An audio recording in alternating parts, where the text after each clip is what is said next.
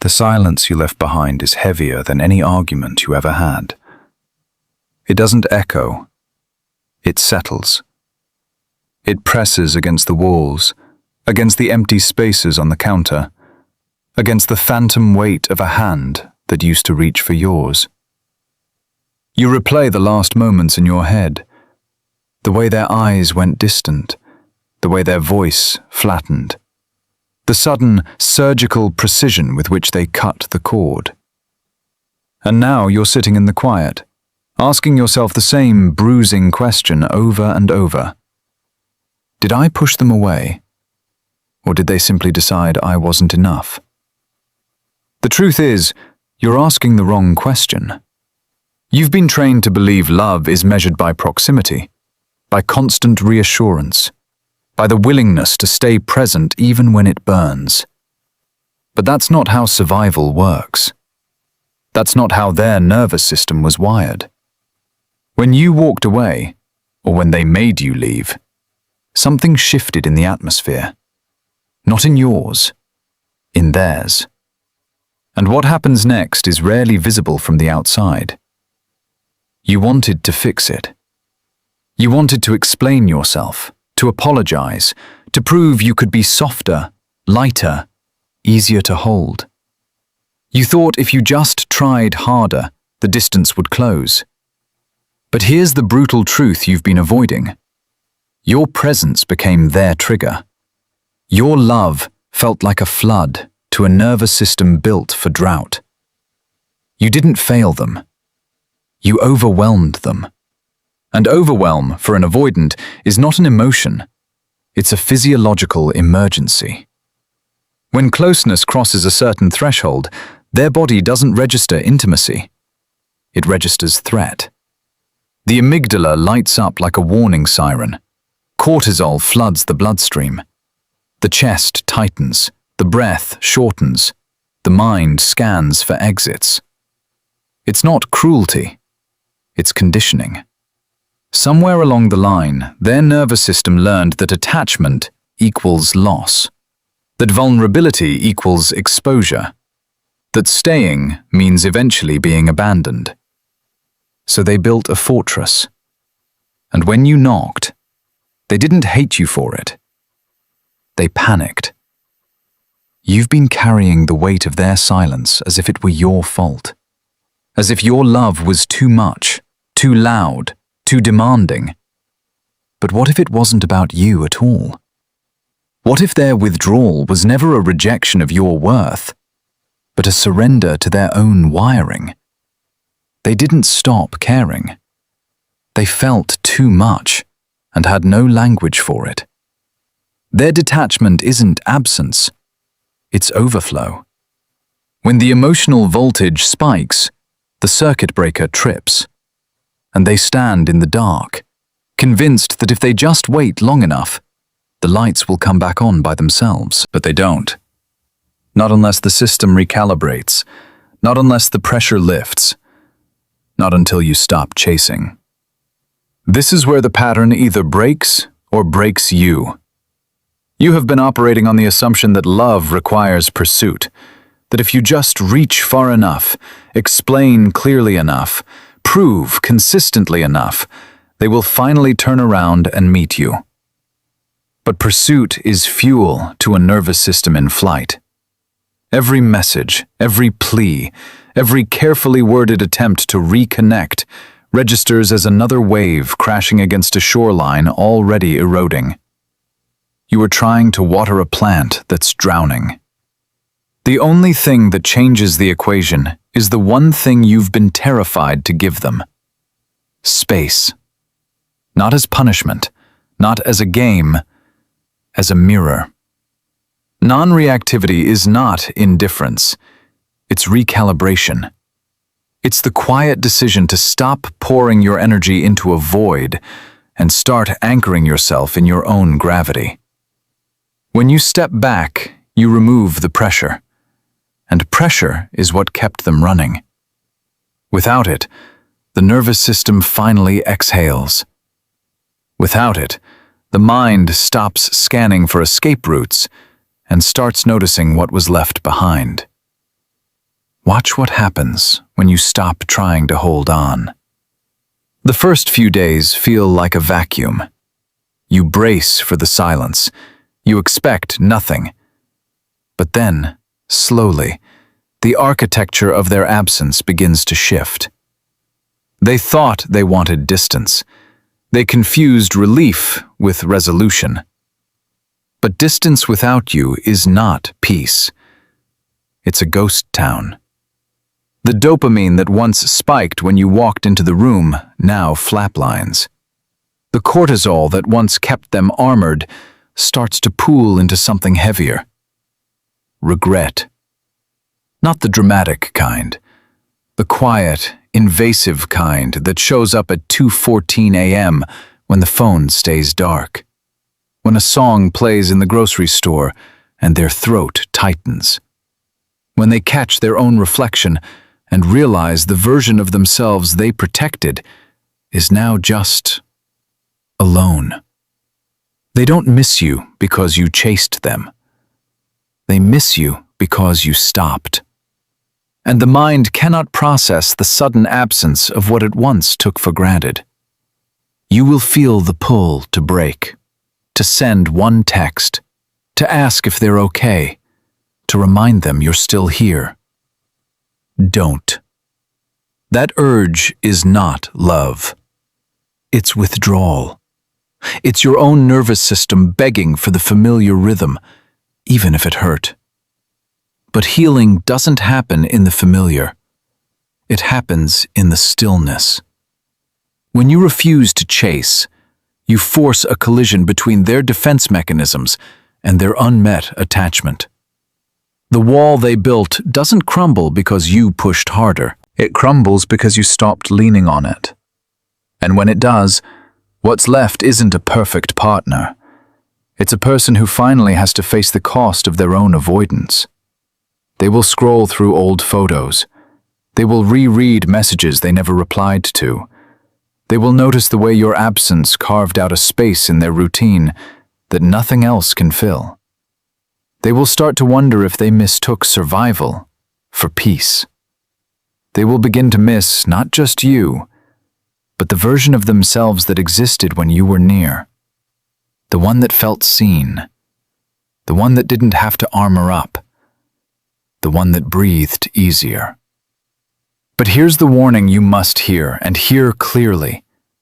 If you return the moment they blink, the cycle resets. The nervous system learns nothing from temporary relief. It only learns from sustained reality. If you run back the second they send a hesitant text, if you collapse into their arms the moment they show a flicker of regret, you teach them that their flight has no consequences. That your love is a safety net they can trample and still expect to catch them. And you will spend the rest of your life managing their panic instead of living your life. Boundaries are not ultimatums. They are the architecture of self-respect. Your silence is not a weapon. It's a standard. And standards don't negotiate with ghosts. You are not a rehabilitation project. You are not a bridge for someone to cross while they figure out how to feel. You are a destination. And destinations don't wait at the edge of the forest for wanderers to decide if they're ready. They stand firm. They radiate. They exist independently of the traveler's hesitation. This is where the power flips. Not because you outmaneuvered them, because you finally stopped letting their avoidance dictate your worth. You thought love meant staying available, even when it meant shrinking. Even when it meant swallowing your own needs to keep the peace. But peace built on self-erasure is not peace. It's paralysis. And you were never meant to live in paralysis. Watch them now, from the quiet you've carved out.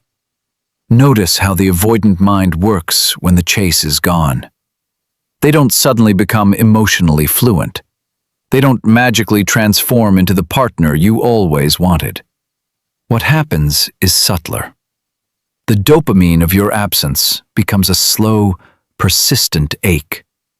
The brain, starved of its usual emotional supply, starts scanning for patterns it can control. And it can't control you anymore. So it turns inward. It replays moments. It notices the way you used to laugh without forcing it, the way you held space without demanding a return, the way your presence didn't ask for permission to exist, and for the first time, the silence they craved feels hollow. They thought they wanted freedom. They actually wanted safety without responsibility. And now they're realizing the two don't coexist. You cannot have the warmth of connection without the weight of accountability. You cannot have the comfort of presence without the risk of exposure. And they pushed you away because exposure felt like drowning. But now the water is still, and they're standing on the shore, realizing they chose thirst. You don't need to wait for them to realize it. You don't need their clarity to validate your departure. The shift has already happened inside you. The moment you stopped begging for a seat at a table that kept moving away, you became the architect of your own gravity. You are no longer reacting to their nervous system. You are anchoring your own. Cortisol stops ruling your days. Dopamine stops being hostage to their inconsistency. The amygdala learns that your worth isn't tied to someone else's capacity to stay. And that is the quiet revolution. Not loud, not dramatic, just steady, unshakable. The kind that doesn't announce itself, but changes everything. They will test the waters. They will send a casual message, a memory, a question disguised as indifference. They want to see if the door is still open. They want to know if you're still waiting. But waiting is a form of self-betrayal. You are not a checkpoint. You are a journey. And journeys don't pause for people who only show up when the road gets lonely. Let them sit with the consequences of their retreat. Let them feel the weight of what they discarded. Let them learn that love is not a resource to be rationed, but a frequency to be matched. And if they ever find their way back, it won't be because you chased. It will be because they finally grew into the version of themselves capable of staying. Until then, you walk forward, not away from them, toward yourself. This is where the old story ends, the one where you shrink to fit, where you translate your needs into palatable fragments, where you mistake endurance for devotion. That story kept you small. It kept you bargaining. It kept you confused, wondering why the more you gave, the less they could hold. But confusion is just clarity waiting for permission to surface. And you've given yourself that permission. You've stopped measuring your value by their availability. You've stopped confusing distance with destiny. You've realized that the right person doesn't make you negotiate your presence. They celebrate it. The right nervous system doesn't run from your warmth. It leans into it. And if theirs couldn't, that's not a reflection of your light. It's a limitation of their wiring. You are not responsible for rewiring someone else's trauma. You are only responsible for protecting your own peace. Feel the shift in your chest, the quiet expansion. The space where anxiety used to live now holds breath. Real breath. Not the shallow kind you mastered to survive their inconsistency. The deep, steady kind that comes when you stop trying to manage someone else's emotional weather and start trusting your own climate. You don't need their validation to know you were enough. You already were. You always were. The problem was never your capacity to love. It was their capacity to receive it. And you cannot force a cup to drink. You can only stop pouring into the floor. They will miss you. Not in the dramatic, cinematic way movies sell. In the quiet, relentless way reality settles in. When the novelty of distance wears off. When the routine loses its distraction. When the mind finally stops running and starts remembering. They will notice the absence of your steady presence, the lack of your grounding energy, the silence where your warmth used to be. And in that silence, they will finally hear what they refused to acknowledge when you were near. That they didn't need less of you. They needed more of themselves. But you couldn't give them that. Only they could. And until they do, your role is not to wait. It's to rise. You are not a lesson they failed to learn. You are a standard they haven't met, and standards don't lower themselves to accommodate comfort. They stand firm. They radiate.